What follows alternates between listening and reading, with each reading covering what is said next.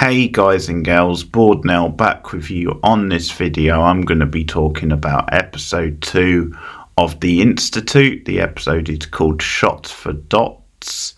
Full spoilers from the start of this review as always. And before I dive in, just to remind you, if you like this video then please give it a like. Also, if you're new to the channel and want to get more, then can you subscribe and also comment on the video. Let me know what you think of the review. Also, let me know what you think of this episode. Share me out on social media as well. I wasn't too happy, wasn't too into the first episode of The Institute. I could see some of the potential of the ideas and the world it was setting up, but it just didn't really grab me. And I'm going to say this episode grabbed me even less, really. This one I was outright bored, I think. In a way I wasn't in the first one. The first one was pretty plodding, but not to the same level as this one, I don't think. And it's this weird sort of thing, because I got a comment on the video from yesterday where someone was saying that it just doesn't live up to the novel, like the adaptation just isn't true, and that they were finding it very plodding as well. And that's the thing, when I watch something like this, I'm always in two minds of if it's just not working because it's not working because it's bad, or if it's just it's a poor adaptation of what is a promising novel. Start with the Pete character and his storyline, because I think he's a good example of where there's just like a disconnect, where because with some of his stuff, I can see like promise, and I can kind of see, okay, there's interesting stuff with him, but it's just not very interesting to watch. And I don't know if Ben Barnes is a bad actor, or if he's been miscast, or if it's just the way everything is written in his storyline. Because his storyline has some of the more cartoony elements, like Annie, the kind of town crazy, if you like, who seems to know what's going on at the Institute. This weird scene with Pete and, like, I guess his superior, his supervisor, and there's this whole thing about, do you have your own weapon? Did you bring your own weapon with you? And Pete says no, and she just says shame. And I know that's meant to set up later on in the episode, because it becomes a big thing that he doesn't have a weapon on him. But also it's just weird that a place like this, especially a place like this, wouldn't provide like weapons to people, to their security staff. And I don't know if it's just that it's part of the whole conspiracy. The scene with him and his supervisor was just really off, where it seems to be a tone thing. Like, you just get the impression there should be a bit more punch to it, a bit more like tension between the two. And because like he's just saying, like, he's making this random joke about, like, do you know where I can get such and such coffee? And he's like, well, it's just a small town cop joke. Because she gives him like a serious answer, says, okay, there's a Starbucks like 90 meters, miles, whatever she says, up the road. Interaction, it just didn't really seem to have the tension than you would imagine it should. So just seems off. And then later on in the episode, they actually start to bond and get a little bit closer. And she says, you might need to check in on Annie, because there's an incident with Annie in the town where she starts fighting with this woman, and this other security guard, Drew, suggests to Pete that the woman who Annie fights with has lost a son, or lost a child. I can't remember if it was a son or daughter now, but there was this whole thing where it seems like Annie's trying to convince her that there was something suspicious to their death, and that I'm assuming the Institute were involved somehow. So Drew's kind of saying, you might want to tell Annie that trying to like traumatize this woman further with these ideas isn't really helping. And once again, he's quite dismissive of Annie and her mental state. That again, I find the Annie character very over the top and cartoony with the way she talks and the way the fight broke out in that scene. And yeah, I just find Ben Barnes and the Pete character a bit too kind of one note. Like, there just doesn't seem to be a lot of energy to these scenes, because I think that's a running problem, that the characters who are meant to be sympathetic and the characters who are like, okay, we're going to question this place and we're going to rebel and that kind of thing, it's either then the acting isn't quite good enough, or it's then there's just something a little bit off in the scene. Like, there's just not a spark to the scene, like how it's being directed or how it's being written. It's probably a combination of the two. Like, I do think a lot of the actors in the show are quite limited personally, but I also think then it's the writing and the direction isn't quite there. And Pete witnesses like an attempted robbery and a convenience store owner is shot and it's almost fatal. He almost dies. And Pete kind of traces them off, but of course he doesn't have a weapon, so that's where that comes back into play. And he starts patching the store owner up. There's a thing where he says, do you have any alcohol? Because you can use that for wounds. He doesn't have alcohol. So I think, again, that's just a comment on how maybe in this town they restrict people selling things like alcohol in store. That's how I read it anyway. So this guy almost dies. Pete patches him up and he gets Drew to call in a special, well, two specials. First of all, to get an ambulance, and then to pull out a special like ABB on the people who shot him, because he got like the license plate and what car they were driving, and it's a special thing that Drew's like, that's not really my jurisdiction. So once again, we're seeing then, I guess there's limited resources for these security officers and restrictions are put on them. But Pete's like, well, just tell them it was my idea, just sort of do it. So you get things like Drew, the other security guy, has a bit more respect for Pete by the end of the episode. We have a small scene with Pete and the store owner before he gets shot, and we see them kind of have a moment and bond.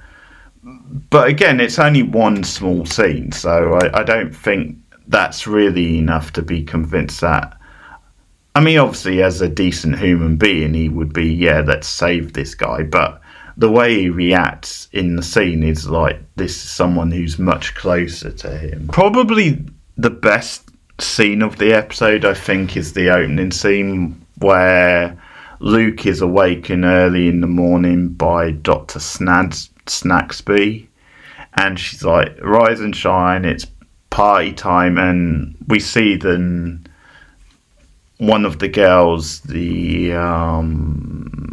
I forget her name now actually, Izzy? It began with an I forget the girl's name, but the Asian girl anyway, we see that, because it's set up to make you think it's a birthday, but it turns out it's 13 days she's been in the institute now, and in their words anyway, she's a step closer, I should say, to getting out of there and completing the experiments, and she's going to the next level, and she's taken off into this room at one point, and I don't think we see her again in the episode, but again, she's another one who is fed up with the place and wants to get out, because Aisa, the character who we first saw talk to Luke, she's the one who's a little bit more naive and is either naive or has just accepted her fate, and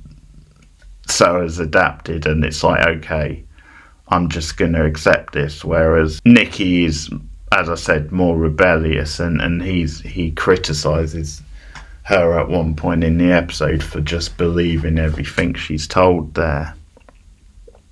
But I did quite like this scene because just showing what this place would do, and this surreal sort of scene of, okay, you're having a birthday because you've been here 13 days.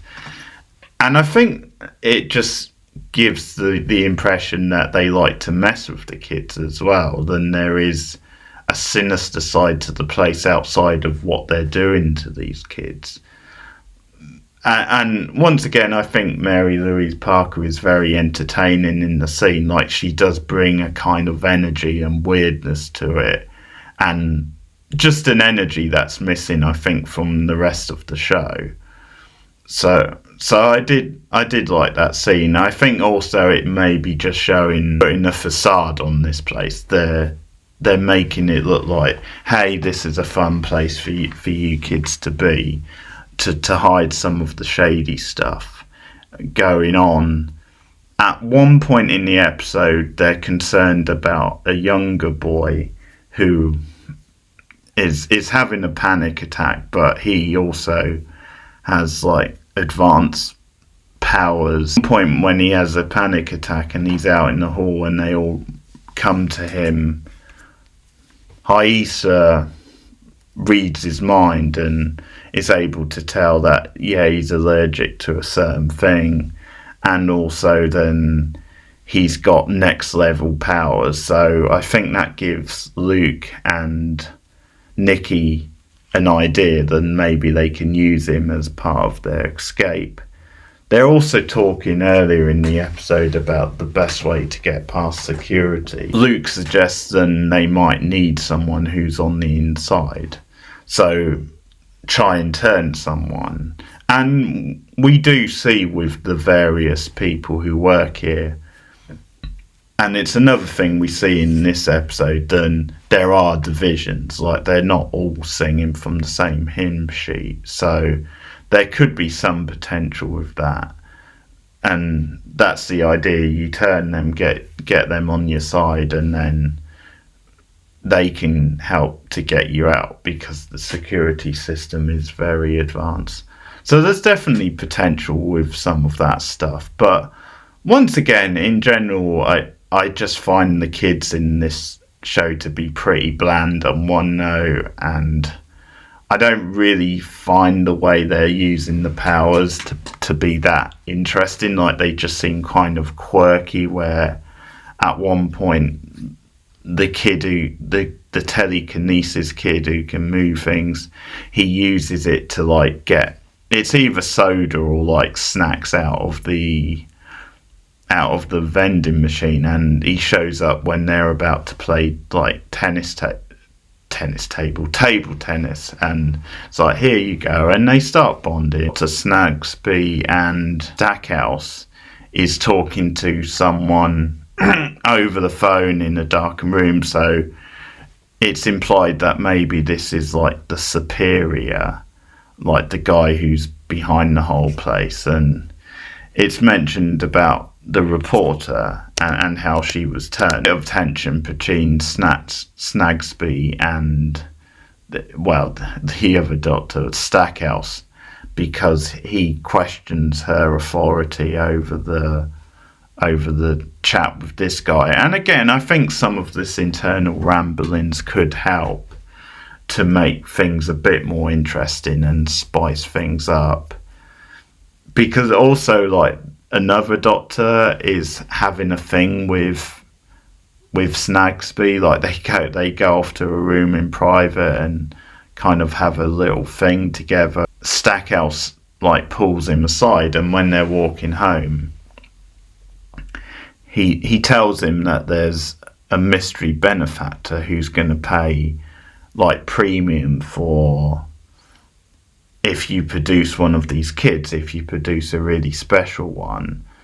And it's hinted that it would be Luke, but he says, you know, there's an opportunity there, but don't let on to Snagsby. See some black smoke at some point come from like this other section of the facility, and so it seems to be like the back room which has been referenced, how you advance to the back room. And I'm guessing maybe the girl whose like anniversary it was, like maybe she's now been moved to the back room, and we don't know yet what the smoke signifies, but possibly not anything good now in this place. So yeah, no, I really wasn't into this episode. I would say it was weaker than the first one. Again, there's one or two little ideas in there which, if they build on them as the season goes on, it could shake things up. So in many ways, you can treat this as like a two-parter, these first two episodes. So that's probably one of the only positive things or promising things, is you can say, well, maybe they got the setup out the way in these first two, and then you're really going to start developing things and telling like an actual story outside of that. But let me know what you think of this one in the comments below. Like and subscribe, and I'll see you guys again soon. Goodbye.